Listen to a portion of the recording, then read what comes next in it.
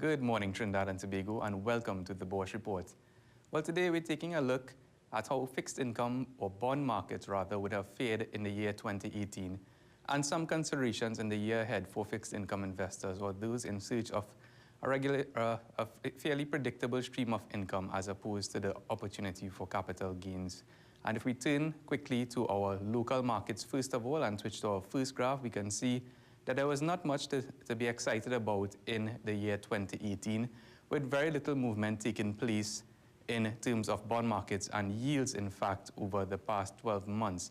And if we look at the yellow line, the December 2017 yield curve, as compared to the dashed blue line, the December 2018 yield curve, we can see that they pretty much sit on top of each other, which would mean that there were very minute changes in interest rates over the past 12 months. Now, for example, at the one-year period, a government bond would have yielded just around 2.72% at the start of 2018, and towards the end of 2018, it would have yielded around 2.75%, or just a very small change of 0.03%. Similarly, at the 10-year mark, a government bond would have yielded just around 4.34% at the start of 2018, and at the end of 2018 would have yielded just around 4.42%, or just around an 8 basis point or 0.08% increase. Now, some of the drivers, as we switch to our next graph, of interest rates in 2018 and going forward into 2019 would include the prospect of increased government borrowing on the horizon, and that would place some upward pressure on interest rates or bond yields, in fact, as we move into the year ahead, as well as the probability or prospect of another credit rating downgrade either by our regional rating agency, CARICRIS, or international rating agencies such as Standard & Poor's and Moody's. And these, of course, would increase the perceived riskiness of Trinidad and Tobago dollar bonds, either in TT dollars or US dollars, and place some upward pressure on interest rates. Mitigating these factors include a relatively low or benign level of inflation, and inflation right now currently hovers at just around 1%, as well as a very important factor of excess liquidity, which in simple terms means that there's more money chasing very few available assets. Now, there was a relative paucity of available bond options in 2018, and the most notable public auction issuance would have been that of the National Investment Fund, or NIF, in which $4 billion worth of bonds were issued in 3 tranches, and investors may recall that there was total subscriptions or interest of just around $7.2 billion. In the year ahead, we do not anticipate any further additional significant public auctions, with the exception of 1 or 2 mentioned by the Minister of Finance in his last budget statement. And of course, we're referring to the possibility of an NIF type or NIF2 bond issuance. And we can expect that, or investors should be expecting that sometime in the year ahead.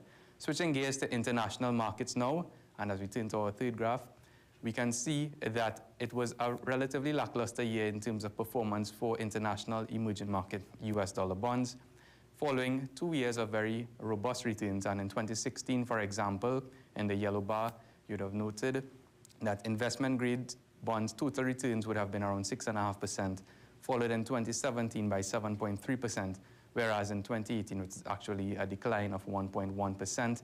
And similarly, in the non-investment grade or high yield space, a 15.9% total return in 2016 was followed by a 9.5% increase in 2017. And in 2018, there was some correction of 4.7% down. Now, what were some of the drivers in the international markets? Well, if we take a look at our next chart, we can see in the table US monetary policy, where there were 4 interest rate increases, or 4 25 basis point increases in the space of a year by the US Federal Reserve, would have had a downward impact on bond prices and an upward impact on bond yields. A stronger US dollar would have weighed on market sentiment in the emerging market space in particular, as well as ongoing trade disputes and tariffs, which have rolled over into 2019 and could play some role in the direction of bond markets in 2019 as well. Finally, political risk by way of reforms and election risk would have also led to increased uncertainty in emerging markets. Now, speaking of US interest rates, if we switch to our next graph, we'll note that the pace of interest rate increases certainly increased in 2018. In fact, over the past 3 years, there were 4 interest rate increases between December 2015 to December 2017, whereas between December 2017 to 2018, there were actually 4 interest rate increases alone. So you would have seen that the curve on this graph actually steepen a bit over the past 12 months.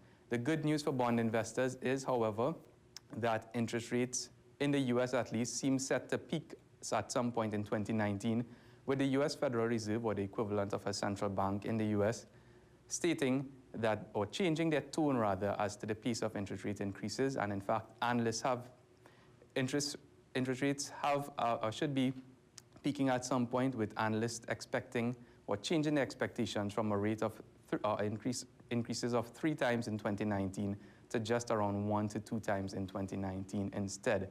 Now, what have all these changes meant for bond investors, and is it a more compelling entry point? Well, as we saw on the next graph, it would certainly appear so. And in fact, let's take a look at the Tringen 2027 bond in that red dot in December 2017. It would have offered investors a total annual yield to maturity of just around 4.7%, and at current levels, that has moved up just around 1.2% to 5.9%, so certainly a more compelling investment return there. Similarly, in the case of Trinidad and Tobago's US dollar government bond, which matures in 2026, and you'll see on the blue, that represented by the blue triangle, it was 3.9% in 2017, and it's now currently at 5.4%. And finally, Petrotrin's bond, which is set to mature in 2019 or August of this year, was trading at a yield of around 4.2% around the same time last year, or sorry, rather December 2017. And at current levels, it's at around 16.7%. Now, much of that would have been driven not just by the changes in interest rates, but more significantly so by the closure and restructuring of Petrotrin. And there's still lingering uncertainty as to when and what the timing will be for the payment of these bonds.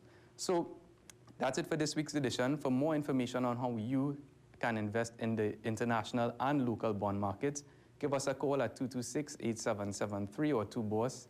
Email us at invest@boursefinancial.com or visit our website at www.bourseinvestment.com. Have yourselves a very wonderful investing week. This has been the Bourse Report.